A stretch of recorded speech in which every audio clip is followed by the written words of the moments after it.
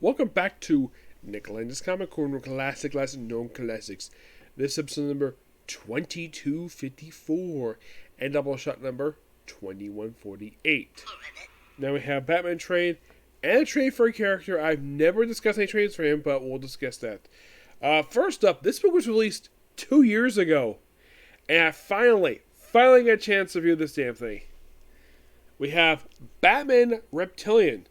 Now, this was actually, get this, kind of indirectly started the whole thing of the past couple years of having 50 Batman limited series, all because this came out.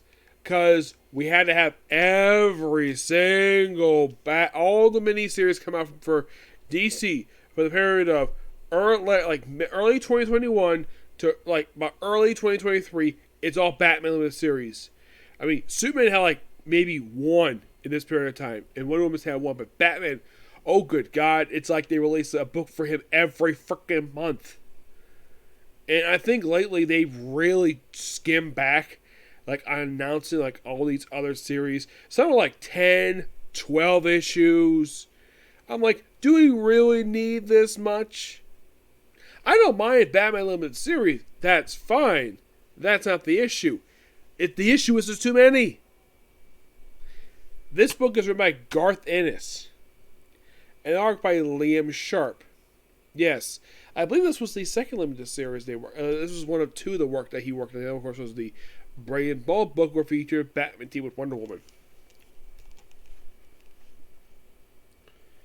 And what's the story of this one? Well, mostly put, it's about story with It's a Killer Croc story. Plus, Liam Sharp's artwork looks a bit different than you see in the series The Green Lantern. Yep. So, yeah, we see Batman in his Batcave, though he's got a smaller computer. Because not only think of the Batcave here, you think of this gigantic screen from the Batman animated series. Here, no, it's smaller. No idea why. Also, Alfred. Yep. So mostly put just investigating stuff where the Killer Croc. Yeah, Killer Croc is another person in here. Oh no. Though, because the arc does look good, yes, sometimes you can't really tell what the heck is going on here. Because all the weird, because it's a bit too dark. Also, for some reason, the Batmobile is something out of the 50s. Yeah, I have no idea why he's jumping this Batmobile, but he is. Oh, by the way, there's actually an issue called Parks and Recreation. Yes, so... yeah, it's mostly a lot of stuff related to... think it's Killer Croc, but it's not really him. But I don't want to spoil it too much. It's a pretty good miniseries, what it is. Give the book a 9 out of 10.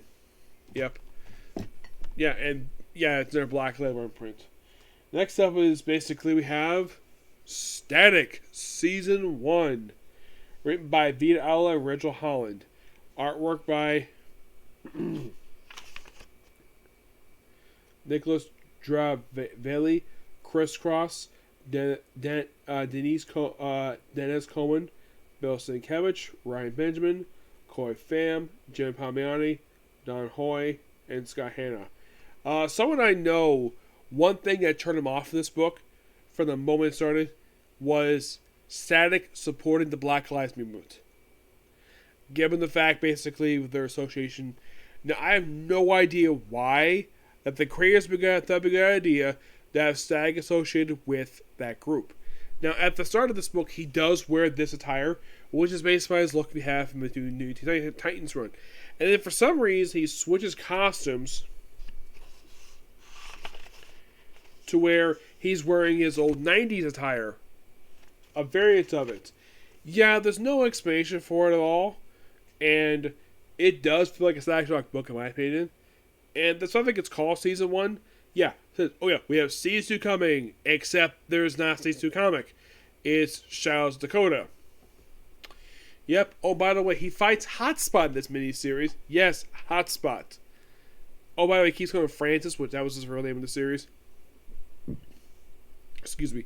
It's basically the creative illustration from the TV show, and a lot of also from it's basically, you think of this book, it's a mixture of the original imprint and the TV show mixed in, but throwing the Black Lives Movement for no reason at all. Oh yeah, this whole concept of bang babies, and there's a thing in here that here's the thing, Hardware is in this miniseries. He's here. Oh, with Icon, Rocket, basically any known character from the Milestone print is here, per se. Now, if in case you're curious though about the Milestone print when it comes to Static, he actually had one of the longest running titles under the imprint. He actually had, it was him and Icon had surprisingly the longest running titles of everybody who had a comic for that imprint.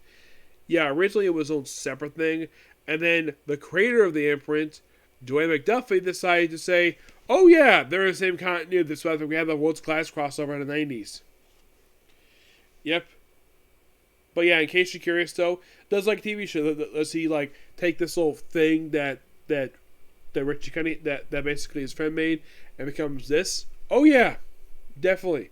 That does happen here. Now you might be asking, Nick, have you read the 90s Static run? I've read a few issues of it. I've never read much of it. I have read now here's the thing, not the first book under the regular DC line, the published for Static. The last book they had published was back in 2011. That got canceled after 8 issues due to low sales. This came out just fairly recently, like I think it was like 2020 when this came out. Yeah, 2021. Now I had heard rumblings. This is actually one of 2 things that I'm bringing back. The other was the Wildstorm stuff, which the Wildstorm was released 2 maxi series, one that lasted 2 years, the other that one lasted for 12, and nothing for the longest time until they did Wildcats. But this, I did enjoy this. What it is, it's a pretty okay miniseries. I do enjoy the stuff from the TV show here. Richie, in case you're curious though, in the original series, he was gay.